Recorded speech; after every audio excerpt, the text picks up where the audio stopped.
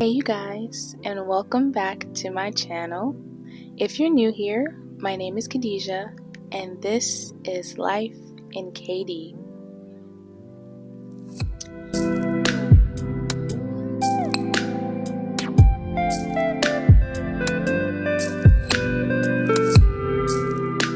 This past week wasn't the best for me emotionally. I wasn't in the space to vlog as much, but to stay true to my commitment to the work of this channel, I'm taking you through what a reset and refocus day looks like for me. 30s edition, of course. I'm also going to dive into my healing journey, breaking up with depression, and finding myself again. So grab your tea or special drink to relax, light a candle, and let's get started. Nights like this are my absolute favorite. I don't always follow the same routine every evening, but I would like for that to change as the year goes along. Things like journaling, reading a good book, and watching a comfort show have been my go-tos lately. 2025 feels like I'm learning how to walk again. I'm completely out of my comfort zone. The plans that I have for myself in 2024 versus what actually happened were the complete opposite. And to be honest, I don't think I fully accepted that until literally weeks ago. It can be hard to let go of the visions you have for yourself. I've been leaning on my faith so much more to help guide me through and navigate how to conquer that mindset. I want to be able to position myself to accept what's actually for me in this season of my life. I'm ready for change in the best way possible. I would love to see myself look back on this video and say, you spoke that into existence. You didn't give up on yourself. Because giving up is easy, but persevering is not. Also, can you accept if your life brings you to a space that you never really expected? Some verses that have been bringing me comfort this year, including one of my verses of 2025, is Isaiah 43, 18 and 19, and Job 42, 5. In Isaiah 43, 18 through 19, it says, "Remember not the former things, nor consider the things of old. Behold, I am doing a new thing. Now it springs forth. Do you not perceive it? I will make a way in the wilderness and rivers in the desert." For me, that verse sticks out so much because I'm in such a new season of my life, which I'll dive into, but just being in the space that I'm in of knowing that everything that I'm doing from this point forward is completely new, completely out of my comfort zone, none of which I could have even imagined that my life would even get to. It's me understanding and accepting that this is the space that I'm in, and God is going to be with me every single step of the way. When I tend to go through things, I am such a hermit. I do not like to be around people when I'm feeling down, when my energy isn't there. And to me, this is just a reminder to not hide yourself when you're feeling low and when you're feeling lost, to not necessarily prevent yourself from being able to accept help, especially if you are someone who believes in God or a higher power, understanding that you are always going to have that power with you at all times, even when you feel like that's not happening. And with me being in the space that I'm in, I'm accepting and I'm opening myself up to receive all of the new things that are happening in my life, all of the new blessings that get to come into my life because I've allowed myself to let go of the past and to completely walk into my future. Now, Job 42:5 says, "My ears had heard of you, but now my eyes have seen you." I grew up in a Baptist church, tambourine playing, being on the choir, Sunday school, all of that, right? But of course, as you go through life, sometimes you drift away from the familiar and you drift away from the things that you have known, especially when it comes to spirituality. And my faith has always been rather up and down. I can always argue with myself and say that, of course, I believe in God. Of course, I believe that He's going to change things in my life, or I am in this routine where I'm praying consistently, but maybe I'm not really diving into my word as much, or I'm reading a devotional, but I'm not really taking the time to understand more of what the text says, or I just kind of apply it in that moment, but I never go back to it as a reminder.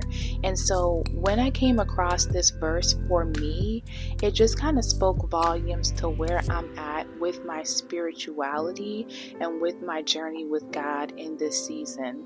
I don't want to play around with my faith. I truly do not. I feel like when I look back on all of the hard moments of my life, God has been there for me through everything. I have had moments where I felt so alone. Just days and nights where I would wake up and I would cry, and I would go to sleep and I would cry, and I just literally felt like it was the complete end of the world. And of course, I'll dive into some of my journey in general, because when people see me, they see the happy-go-lucky person, and they see the smile, and they see the energy that I bring, but I struggle with a lot. And I'm vocal about it sometimes. I'm not as vocal about it on social media. I do let social media in on some things, but I do bring a lot more to my friends.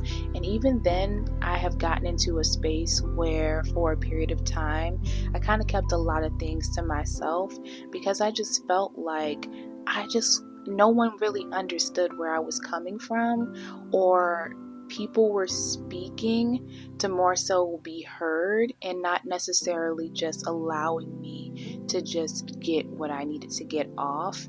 And maybe I just also wasn't in the space to receive what was being said to me. So there's a culmination of different things that I had to come to terms with. But being in this space in my life, I truly want to let God in. I want to allow Him to be a part of every single aspect of my journey. I can't imagine stepping into the newness of my life without having Him present, because He's been present for my past. He's been present for all of my ups and all of my downs. And so I want to be in the space where I accept Him fully. I see Him, I feel Him, I know Him. There's not a day that goes by that I don't speak to Him. And I want to use my platforms to be able to bring that to other people. Even if I'm not outwardly preaching and doing all these things, when people come to my channel or when people view my content and my offerings, I want them to feel God's presence in my work. And I also just want to be able to understand and know God for myself. So that's what that verse meant for me. Now, both of these verses, they summarize how I see God moving in my life and how I want to open myself more to what is for me. I truly believe that things are going to go in a direction that will bring me tears of joy, and I cannot wait. Because I can finally say that I overcame the storms I thought would break me. Have you ever faced a storm you never thought you would get out of? That's what 2024 felt like for me especially. But it was a culmination of hard lessons learned over the past several years. Sometimes we ask for things that we want so deeply that we're just not ready for. The things that I wanted in my life, I wanted them so badly. And some things I still do, but the way that I want for them have changed. I'm in a space where I finally understand why certain things didn't work out. And I'm also now in a space where I can say, that's okay, because something that exceeds my expectations and needs are on the way. For perspective, I went through a really huge move last year that I didn't expect. It was tough to come to the realization that I would be leaving something familiar and something that seemingly felt like it was going to be a permanent part of my future turn out to be temporary. I blamed myself. I felt like I failed myself, to be honest. That I didn't live up to the expectations that I set for myself. I felt like I didn't do enough at one point to keep the lifestyle that I was asking for, and it wasn't until I was out of that space that I could begin the true work of understanding why. Being in that space exposed flaws within me, my thought process, and even my desires that didn't align with what I was asking God for. I developed some habits that weren't necessarily aligning with the lifestyle that I wanted to live, and I was constantly on a hustle grind. I felt out of touch with what I truly desired to do with my career. I always felt like I was chasing the next thing.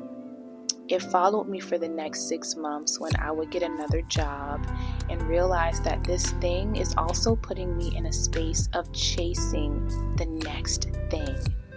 And that's no longer in alignment with where I want my life to go. Moving showed me who my support is, who my genuine friends are, who thinks of me without asking for things of me.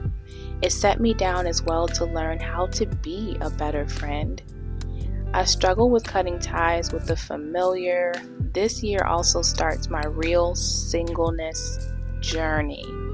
No, for real, this time. I believe that this decision will bring me clarity into learning more about who I am, what I desire for my life, what I desire in a partner, and not just what I feel I can get. But more importantly, it's teaching me how to be comfortable with being alone. In the next vlog, I'll go over how this all prompted me to start visualizing my life in a brand new way. I think it's important to understand that it's okay for things to change in your life. Change is necessary. We may have a vision for how we want things to happen, but we have to be real with ourselves.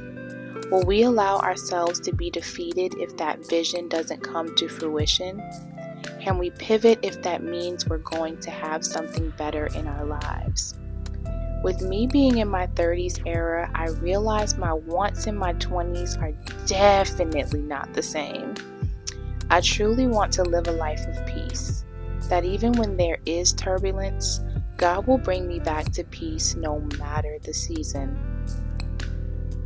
I pray that you all enjoyed this vlog. Please don't forget to like, comment, and subscribe. Remember to water your own garden just as much as you desire to water others. Take care of you and be gentle with yourselves, love. Until next time, bye.